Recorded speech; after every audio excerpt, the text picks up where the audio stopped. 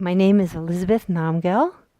I've written a book called The Logic of Faith, which is an inquiry into the meaning of faith. I think you can say it's a cultural narrative, but it's also a personal exploration. I wrote it as an inquiry because I want people to participate, because I find there's nothing more powerful than having a direct experience, seeing something for yourself.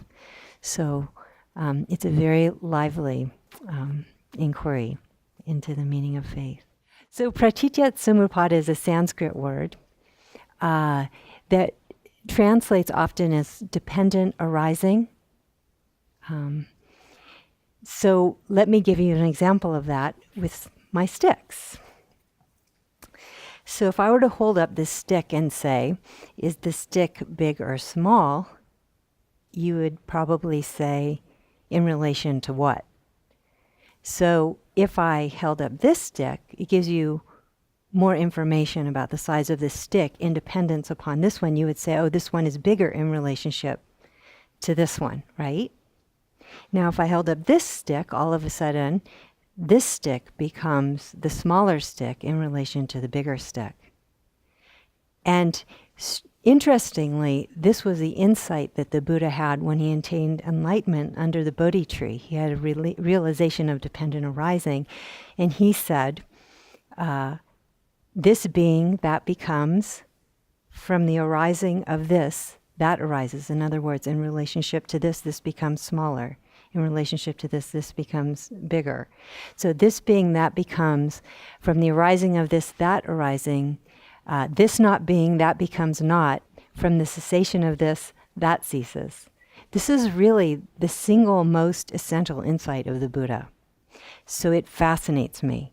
And it unlocks the secrets of the universe, really. And it's all about getting into understanding emptiness. So, what it means is that there's no intrinsic size in the stick. And actually what we call a stick is just a conglomeration of sounds that we've just agreed upon in English to refer to something that we have a particular kind of relationship to. So that's really the meaning of emptiness in a certain way, is that things don't have an objective existence, but that we impute a meaning onto them. For a bug, this would be a completely different experience. So it all depends. This is what this really means, is it all depends. It depends on the context. It depends on what species you are. It depends on how you see things. And so that what we consider our world, or the world, what we consider the world, is actually a very general, vague, fictitious thing. We all have a very individual understanding of what the world is, and it's changing every moment. So it depends on where you stand. So this is what the Buddha was trying to say, is that don't cling to anything, because it all depends on where you stand, and it doesn't really exist in the way that you think it does. And that's really the meaning of emptiness. So the pratitya-samutpada is like a portal into understanding emptiness. And after the Buddha, the great teacher Nagarjuna came in about the 2nd century, and he started to talk about interdependence as a practice or an investigation where you're looking for intrinsic existence in things and you're not finding, which I call looking and not finding practice, which is very profound, because in a way this world of ideas and language and words is so functional and amazing, but it's not, there's nothing true about it. And it's very magical. So my teacher, Dzigar Kongtrul Rinpoche, he gave me this teaching very early on when I was must have been about 23. And I had no idea what he was talking about.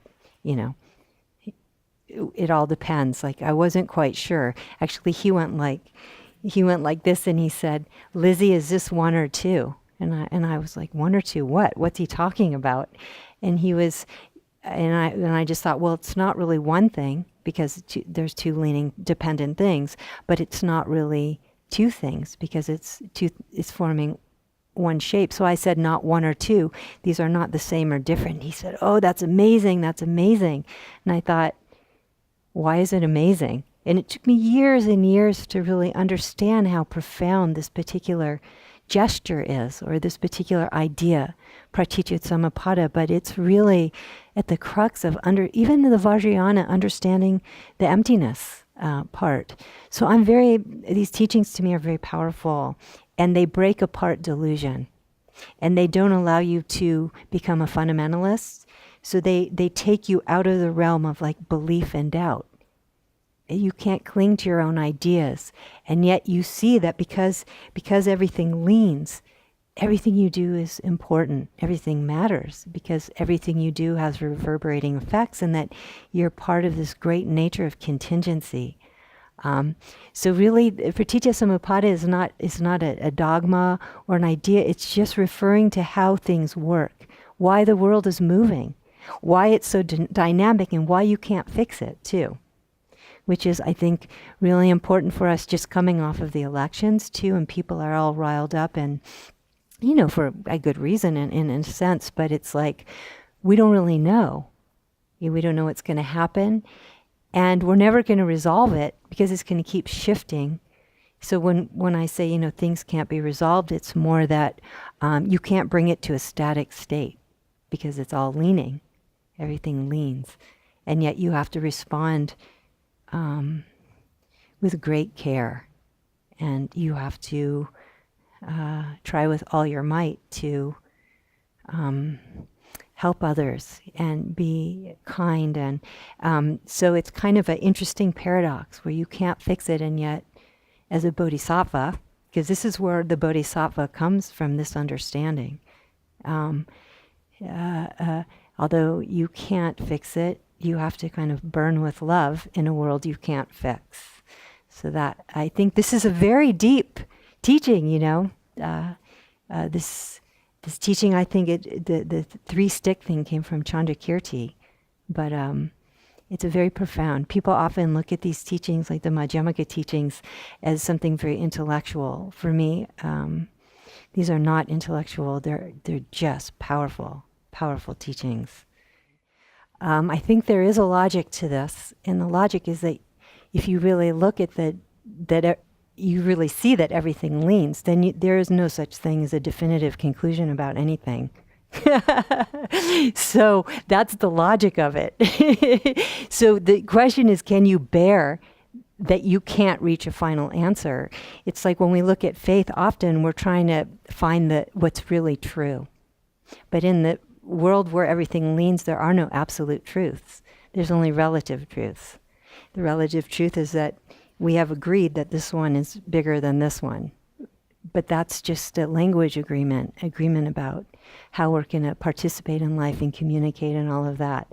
But in fact, beyond that, there's no truth to the size of the stick or what have you. So it's very logical. Then if you understand that, you can really understand, logically speaking, it doesn't make sense to hold on to truths in a world where everything leans. I think that's what I can say. Again, it comes back to praticca samuppada because we don't know. We only ever see a little piece of things all the time. And, we're just trying to identify patterns. But if you look at the infinite world of how everything leans, the infinite world of contingency, I use those words a lot. You're not in total command, and it doesn't allow you to see all the patterns. So, in our life, we don't know what's going to happen next.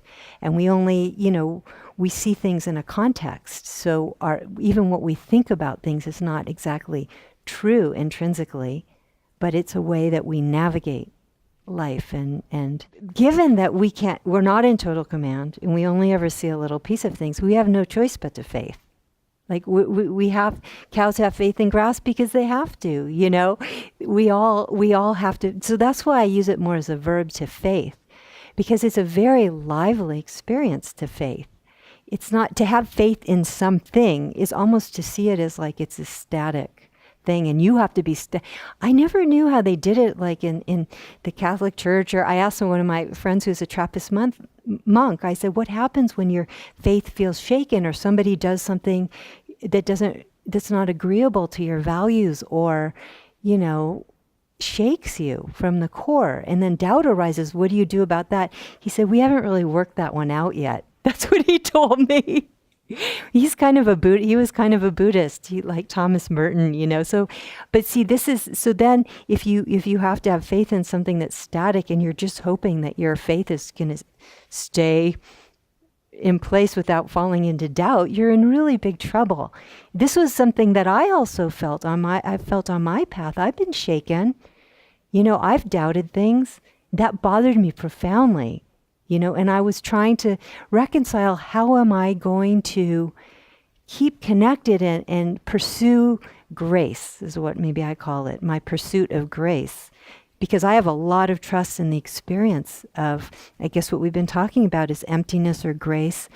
Since a young child, and I don't think this is anything special. I think children have these experiences, but I've always pursued that. But then what happens when things don't work out the way you think they should to, or you feel your heart feels like a dry seed when you want to have compassion, or you're someone in your spiritual community does something you don't understand, what do you do? This was a big question for me. And so I started, this is why I wrote the book.